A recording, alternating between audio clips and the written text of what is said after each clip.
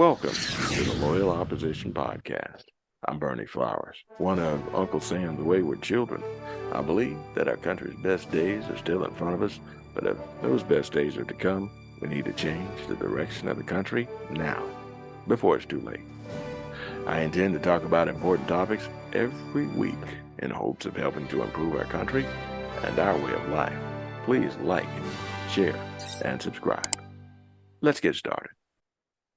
Our guest for episode 32 is Mr. David Morsberger.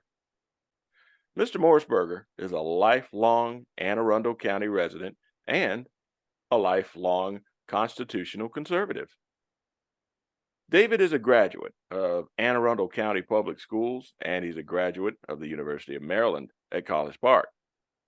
David is a small business owner, a very active member of the Anne Arundel County Precinct project, as in Annapolis Precinct project.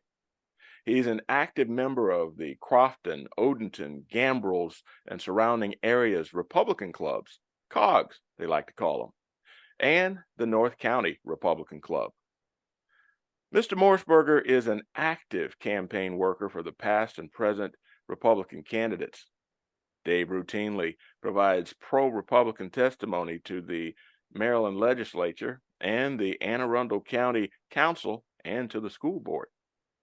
In his spare time, he's a lead researcher for Maryland's Voter Integrity Group, and he also serves as treasurer of the Anne Arundel County Republican Central Committee. And in his spare time, he serves as chief engineer for a very, very large defense program. David Morsberger is a fellow patriot, and he's also a good friend of mine. Dave, how you doing? I'm doing well, and thanks for the opportunity to speak on your great podcast. I'm really looking forward to it. Man, and looking forward to helping you out for office. Well, man, I appreciate Bernie that. Flowers for Congress. I love that banner you got there, man. I didn't tell you to do that. Wow, that's what a surprise, man. That's great. But anyway, bottom line is, man, I appreciate you taking time out of your busy schedule for me. And I got some questions that the audience will appreciate. So you ready to go? Let's do it. Well, first off, I hear that you guys over at the Precinct Project have been very busy. Tell the good folks about the Precinct Project. What is it and why it's so important? Sure. Well, first, the Precinct Project, or some folks call it the Precinct Strategy, is something I learned about from Dan Schultz. He's a guy from Arizona. And, we all get frustrated with the Republican Party. We get frustrated where the country's going. And people talk about, man, we need a third party. Well, his advice and approach is, no, we are a two-party state. We are a two-party country. And really what we need to do is take back and restore the Republican Party. And the way you do that is through what he lays out in his Precinct Project. And so, work to take back things like your central committees, really get a group of really core conservatives in there who really will fight to win. Get in front of the issues, like we talked about the county council and the school board. Get in front of those, stand there and talk about your American values, your conservative values. We have to take this back locally, and the way you do that is through efforts like the Precinct Strategy or project. Wow, that's pretty cool. Well, so in Annapolis, we have a group of, some of those are past Democrats. Like one of the members is actually out at a conference right now for the walkaway effort, which is trying to get people to walk away from the Democratic Party. Like I said, the past Democrats, they're very frustrated, they're very passionate, and they're pretty much non-traditional and traditional in the way they react to things that are happening in the country and within the party. So in some sense, they're labeled, but in the end, they're active Americans who love their country and want to restore their country and will do whatever it takes to make that happen. Wow, that's pretty doggone cool. I like that a lot. I got another question for you. You ready? Yes. Canvassing for votes. Canvassing for votes. What is that and why is it so important? Well, canvassing is an overloaded term. The first thing is the Board of Elections, when they say canvassing, that's when they open their mail-in ballots. I want to say it's not that. Canvassing for candidates is you go out and you door knock. You maybe go to certain events and you bring literature, you bring a message, and you talk to the voters. It's usually a targeted list. You might say, I'm going into the primary, and the group I want to talk to are the high propensity voters, the people that normally vote, because the probability of them going to the polls is greater than the registered Republican who never votes or never votes in the primary. So it's a limited resource of volunteers to go knock on doors. So you want to make sure that you use that time wisely and talk to the folks that will most likely vote. That's for the candidate. Now, there's efforts going on right now where we're canvassing voters for those low propensity voters. Like maybe they don't vote for specific reasons. I work a lot. I can't get the day off. I got to take my kids to sporting events. So the idea is, now that we may not like mail-in ballots, but mail-in ballots are a real thing right now. So maybe we can take the low propensity voters and try to get them to get on the absentee/mail-in voter list. So at least they get time to vote. And there's options of drop it in the post office, drop it in a drop box, have somebody deliver it for you. So in the 2022 election and 2020 election, the Republicans lost mail-in ballots. It was not that Republicans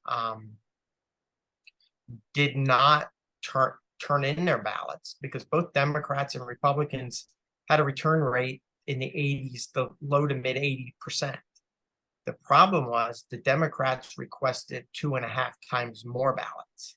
Wow. So 80% of 2.5 times more is a lot of votes, and that's where we lost. So the effort now is, can we canvass the voters to see if they would actually sign up for an absentee mail-in ballot? They can still deliver it on election day. In every polling place, there's a bag there for mail-in ballots. So you can walk up and give it to them, but if you can't make it, go to a drop box. If you can't make it, go to the post office. So that's really what canvassing voters are. That's a great explanation. I'm sure a lot of people are going to appreciate that. So I got a third question for you. You ready? I'm ready. Next, voter integrity efforts across the state. I know that you're involved with some mutual friends of ours. Tell the people what's going on across the state in voter integrity. Sure. Voter integrity, there's a new term out there, voter accuracy. Mm-hmm. We started off going all the way back to, after the 2020 election. I got involved, and I've been an election judge. I've been a chief judge for multiple elections. I've gone and, like I mentioned, canvassing. I've gone and witnessed them open up mail-in ballots and provisional ballots, and I challenged some of the ballots, and went out in front of the board and they talked through that and they voted. Not always my way, but it was a legal challenge. I guess not legal from a lawyer perspective, but it's part of the COMAR and the rules. So an accurate voting system is so important to our republic. So I think it's very important. So after the 2020 election, I said, something just doesn't seem right. So I got involved and found the Maryland voter integrity effort and started, getting the voter rolls, doing data analysis, getting involved in national calls, just to kind of to understand what's happening and make sure that we restore confidence in our system. Losing confidence and, citizens losing confidence in the voting system, I think is so dangerous to our republic. I So agree. my goal is to restore that confidence. It may turn out after all of our work, everything's great. And then we can stand up with confidence, say everything's great. Or we may find out something's wrong. And through the legislator for the state, local board of elections, they make changes to the process in order to resolve those issues. Again, that results in increased voter confidence. I don't know where it'll end up, but I like to say my gut tells me something just doesn't smell right, and you always, people say go with your gut. There you go. So I've gotten involved in doing that. So when I talk about in the beginning, it was about the election. There was fraud. There was fraud in the elections that, we need to, are we going to overturn the elections? Or we're going to have a recount? Do we uncertify an election? And we've come to the conclusion that, nobody wants to overturn an election. You go to a judge, they really don't want to do that. They got your three branches of government and they don't want to do it. So we move to accuracy. We need to be prepared for the 2024 election and make sure the systems and the voting rolls are clean and accurate so that we go into the election. Instead of saying you got 10 days after you vote before it's certified, you need to put the challenges in place. So it's about accuracy in the system prior to 2024. That's really where the effort's going right now. Yeah, man, it is so wonderful to know that people like you, honest brokers, are out there fighting for the American people. And I salute you, man. And I salute that shirt you got on too. I got to get me one of those. I think it's called flagshirts.com. I like it. I like it. So, one last thing. It's time for you to say what's on your mind. Tell the people what's on your mind. Talk to them. The floor is yours. All right. As I kind of being a member of the central committee as a treasurer, working with the state board, I guess the Maryland GOP, looking at the different clubs, I think we have a messaging problem. The Republican Party doesn't inspire anybody right now. You can just, if you watched the debate last Wednesday and you heard that in the debate, there, in business, you focus on winning. What is your outcome? We need to win. That is the only measure that matters going into an election is winning. It doesn't matter how many yards you rushed in a football game. It doesn't matter what how many strikeouts you had in baseball. The bottom line is, did you have more points than the other guy, the other team? Did you have more votes than the other guy? So we have to focus on winning. I honestly believe, and when you talk to folks and you talk about American values and traditions, we win. But for some reason, we run from those. We hide from those.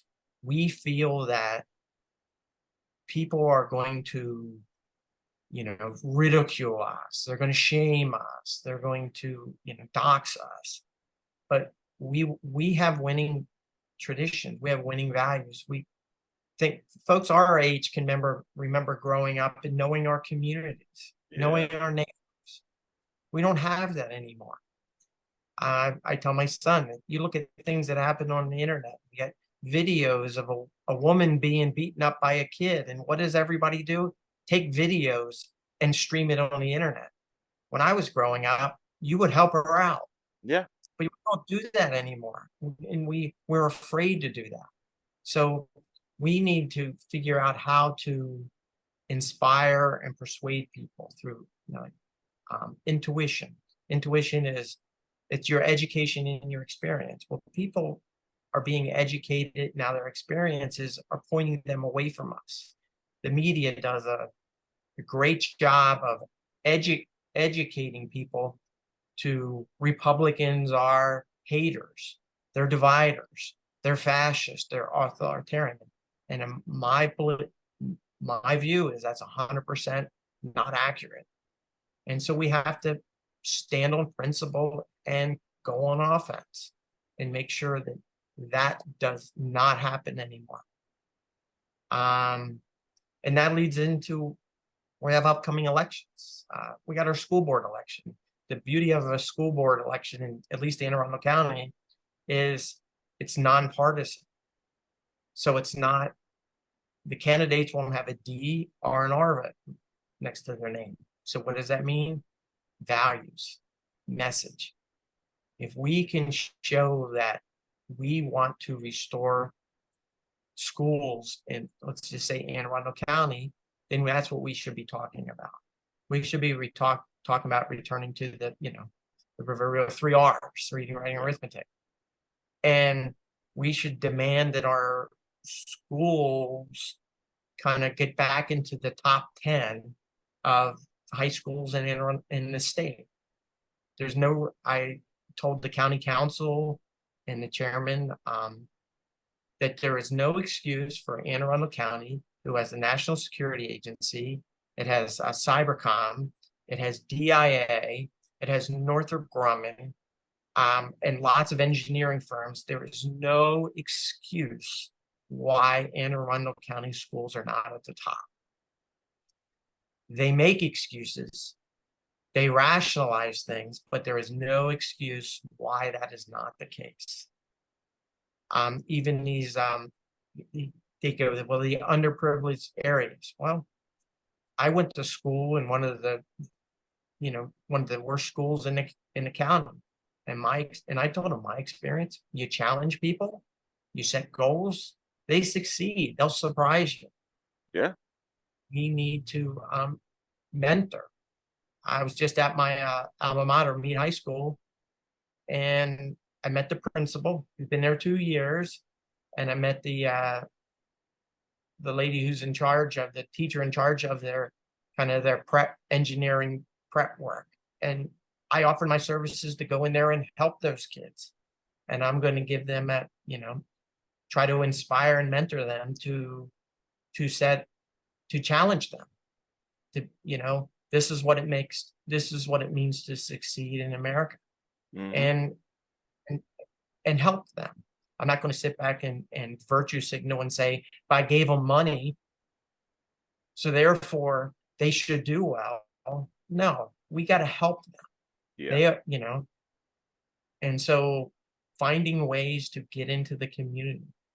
Other areas, local things that you can do is apps. Like I'm finding the Nextdoor app to be one of the best apps out there. Oh yeah. And why? It's your community. You can talk about things that happen, in the shopping center. You can talk about some crime that happened in a neighboring community. You can talk about what's happening on the county council and how it affects your area. And you don't have to go in there and be mean about it. You just state facts, state what probable outcomes of these things, state who's not doing their job. And now there are people in there going, maybe we should vote Republican for once, Imagine that. Because, yeah, and I responded today with, yeah, that's great. That's a common sense idea, and kind of just push them along to see the problems and the results of what's happening. And along those lines is, we too often, Republicans, we're individuals. We're never going to be the unified party, unified message. Why? Because we're not collectivists. We're individuals. We like that debate. I like to say, yeah, point, counterpoint. Boy, I made my points and I feel good. Pump my chest and move on. But that does not inspire voters. What that does is it basically makes them angry at you, and you will never win them over. So we've got to find, how do we debate? How do we, like I mentioned earlier, intuition? How do we change their intuition? How do we educate them, that true American conservative values are really what is missing and must be returned within the county and state. So those are some of the areas that I'm really working hard to say, whether it's helping a candidate, whether it's just a general Republican message, whether it's just going out on my own, that'll be the message what I give to the students in the high school. But I will never say I'm R versus D. It's really going to be American traditional values. I like it. In the end, then they can make the connection. Well, what candidate more aligns with these values? And then you can help them arrive at a voting for the Republican candidate. I like it. Well, hey, man, another thing. How can people get a hold of you if they feel the need to? There's always the standard Facebook, it's David Morsberger on Facebook. People can email me, dave@morsberger.com. I welcome anyone to come to like you mentioned, the COGS event. North County Republican Club. You can always visit any one of the local central committees. If you come to Anne Arrundel, I will most likely be there giving my treasurer report, my opinion on different topics. The Maryland GOP committee is coming up, and that's open to the public. It's there's a fee associated with it because it's going to be at a hotel, and so they got to cover all the costs.